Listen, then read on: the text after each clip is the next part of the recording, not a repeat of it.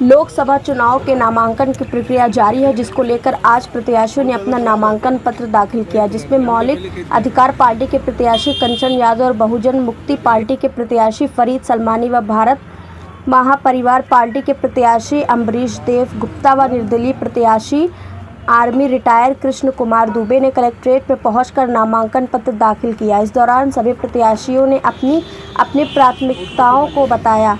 उन्होंने कहा कि हर प्रकार के मुद्दों पर चुनावी मैदान में उतरे हैं।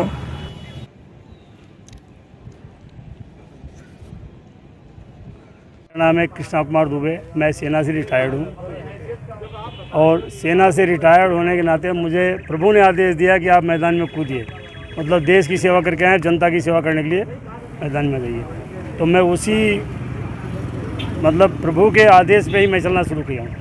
और मैं निर्दलीय प्रत्याशी इसलिए आ रहा हूँ कि भाई पार्टी में सबको जगह नहीं मिलती और हो सकता है मुझे भी ना मिलती, तो मैं इतना तो बस्ता उठाना मेरे बस से बाहर है, ठीक है।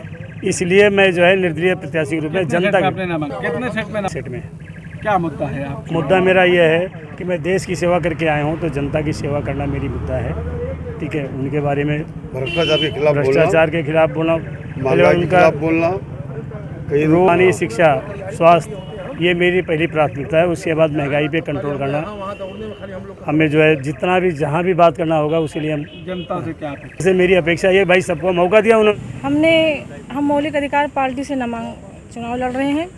कंचन यादव मेरा नाम है और हमने एक सेट में आज पर्चा या नामांकन किया है। 10 प्रस्तावक हमारे आज हैं। प्राथमिकता अच्छी ही रहती है, देखिए कैसे क्या है। क्या मुद्दा रहेगा? राष्ट्रीय आय की हिस्सेदारी है, जो लोगों को, जनता को राष्ट्रीय आय हमको दिलाना है। राष्ट्रीय आय की हिस्सेदारी और शिक्षा, चिकित्सा फ्री होनी चाहिए, ये हमारी मुद्दे हैं। संविधान मिटाने की बात करते हैं अदर पार्टी, हम संविधान को लागू करने की बात करते हैं। संविधान को हम अपने मिटने नहीं देंगे, उसको लागू कराएंगे। अब जनता का समर्थन तो मिल ही रहा है, अच्छा मिल रहा है। अब देखिए, हम फरीद सलमानी है, मैं एक सामाजिक कार्यकर्ता हूँ और बहुजन मुक्ति पार्टी के द्वारा हमने अपने पर्चे को आज दाखिल किया है एक सेट में।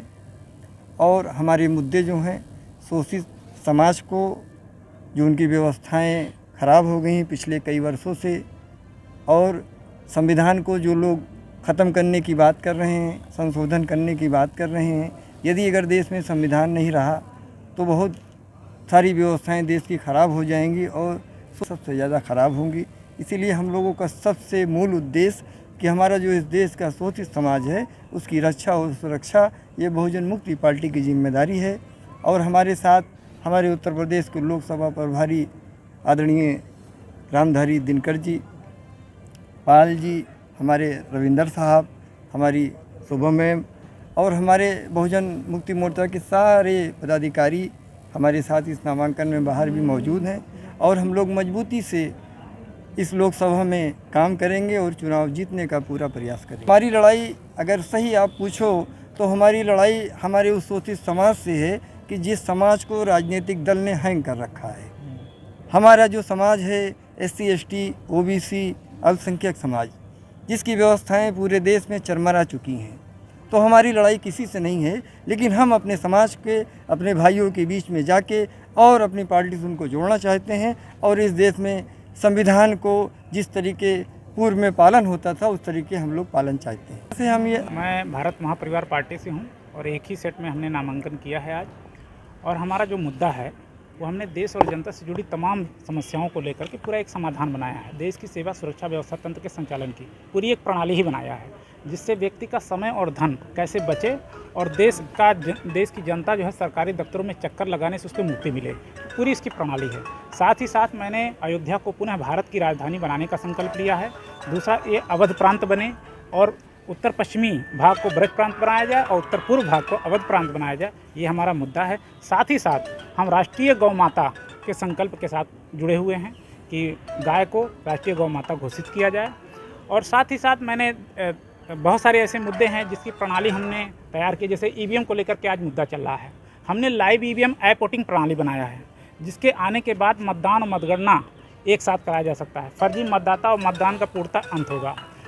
जो राइट टू रिकॉल की बात की जाती है, वो राइट टू रिकॉल आप केवल इसी प्रणाली से संभव किया जा सकता है। साथ ही साथ मैंने सिमुलेटर प्रणाली समाधान तैयार किया है, जहाँ पे वहाँ लाइसेंस का पूरा एक सिस्टम तैयार हुआ है और जिसके आने के बाद किसी व्यक्ति को सरकारी